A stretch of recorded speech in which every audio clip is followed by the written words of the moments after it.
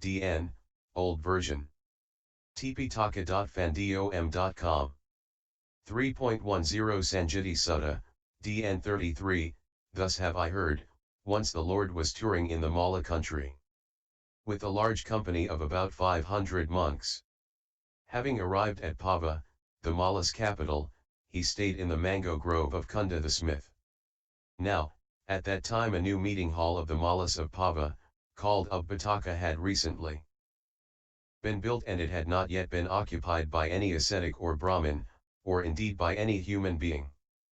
Hearing that the Lord was staying in Kunda's mango grove, the Malas of Pava went to see him.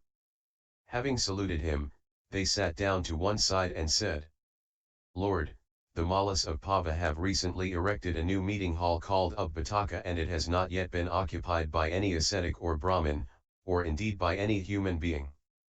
May the blessed Lord be the first to use it. Should he do so, that would be for the lasting good any happiness of the Malas of Pava. And the Lord consented by silence. Noting his assent, the Malas rose, saluted him, passed out to his right, and went to the meeting hall.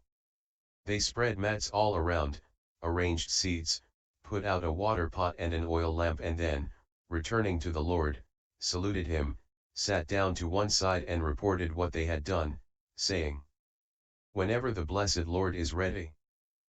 Then the Lord dressed, took his robe and bowl, and went to the meeting hall with his monks.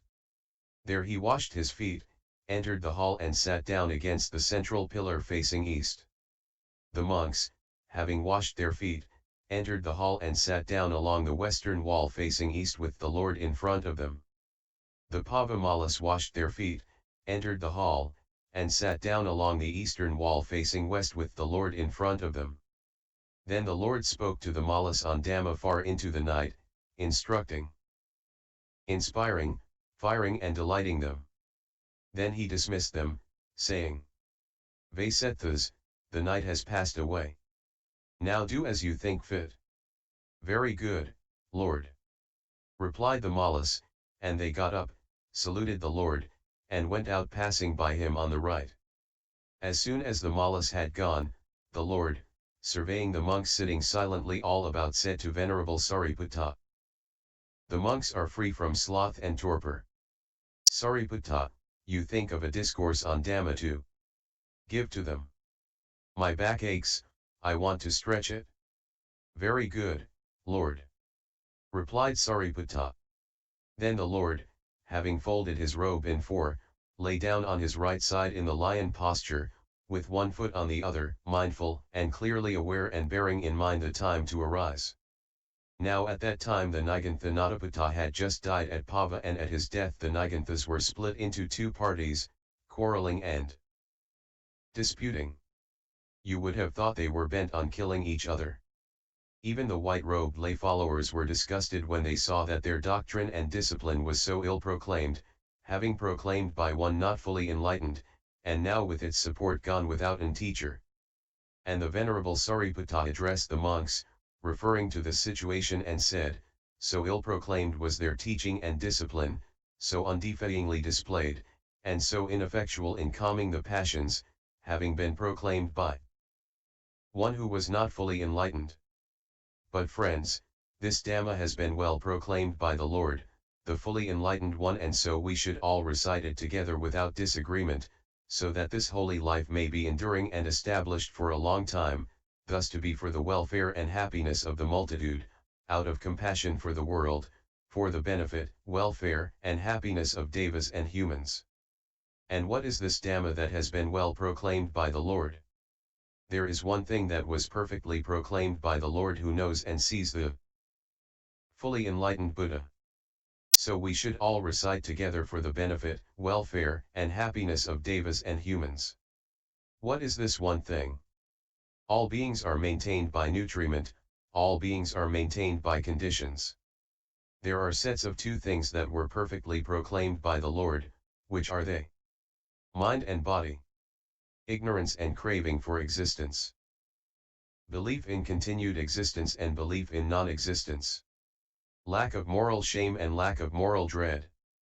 Moral shame and moral dread. Roughness and friendship with evil. Gentleness and friendship with good. Skill in knowing offenses and the procedure for rehabilitation from them. Skill in entering and returning from Jhana. Skill in knowing the 18 elements and in paying attention to them, mindfulness.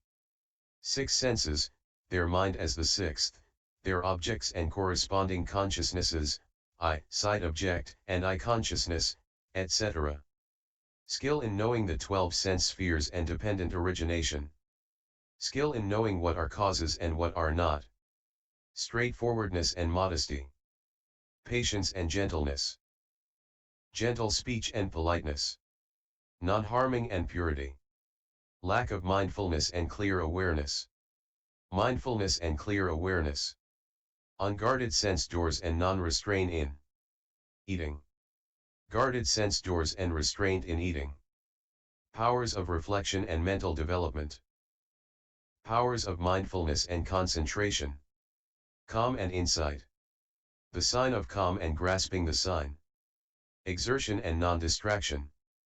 Attainment of morality and right view. Failure of morality and right view. Purity of morality and right view. Purity of right view and the effort to attain it. Being moved to a sense of urgency by what should move one, and the systematic effort of one so moved.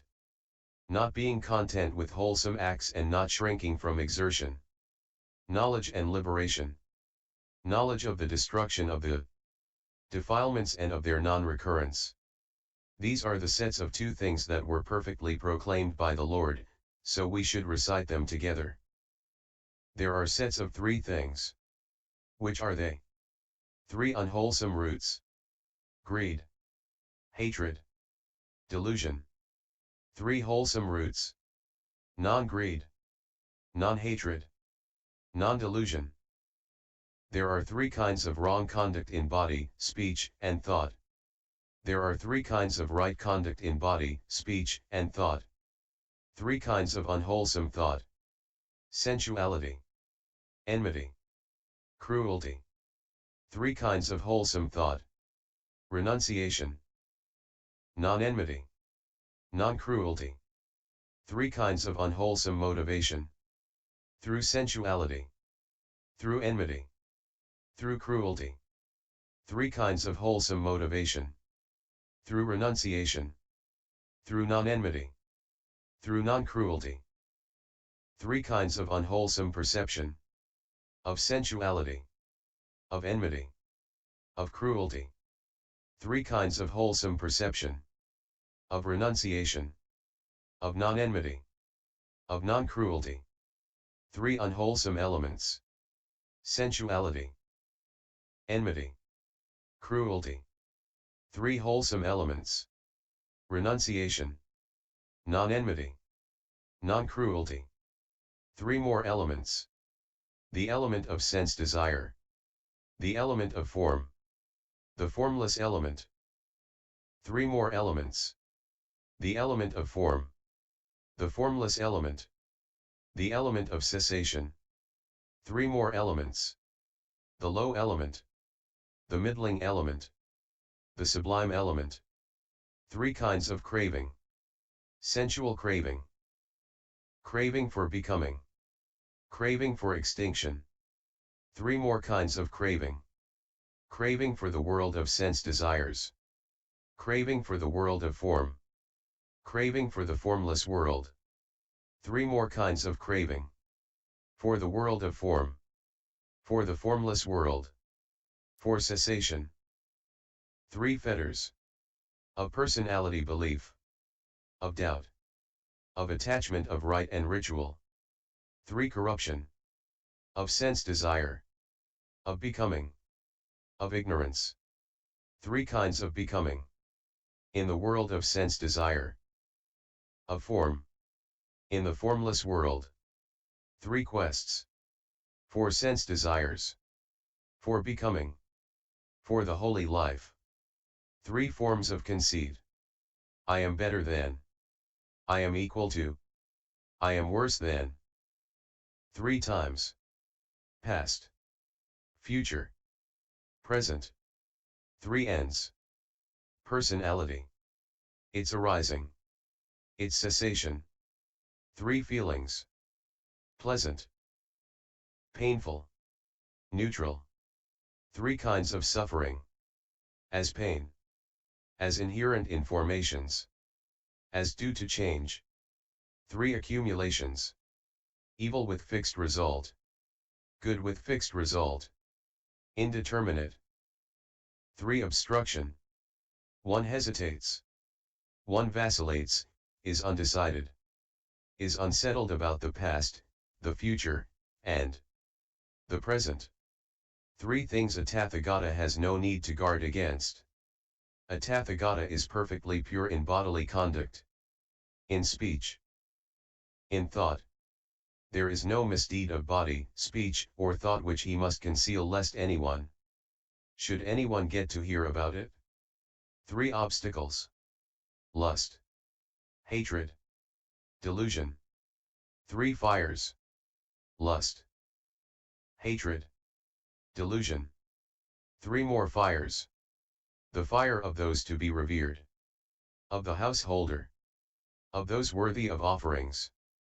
3-fold classification of matter: visible and resisting, invisible and resisting, invisible and unresisting. 3 kinds of karmic formation: meritorious, demeritorious, imperturbable. 3 types of persons: the learner, the non-learner, the one who is neither. 3 types of elders: elder by birth, in Dhamma, by convention. 3 grounds based on merit: that of giving, that of morality, that of meditation. 3 grounds for reproof: based on what has been seen, heard, suspected. 3 kinds of rebirth in the realm of sense desire: there are beings who desire what presents itself to them and are in the grip of that desire, such as human beings, some devas, and some in states of woe. There are beings who desire what they have created, such as the devas who rejoice in their own creation. There are beings who rejoice in the creations of others, such as the devas having power over others' creation. 3 happy rebirths: there are beings who, having continually produced happiness, now dwell in happiness, such as the devas of the Brahma group.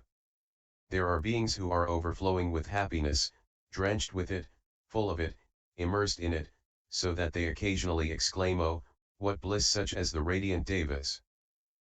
There are beings immersed in happiness who are supremely blissful, experience only perfect happiness, such as the lustrous devas.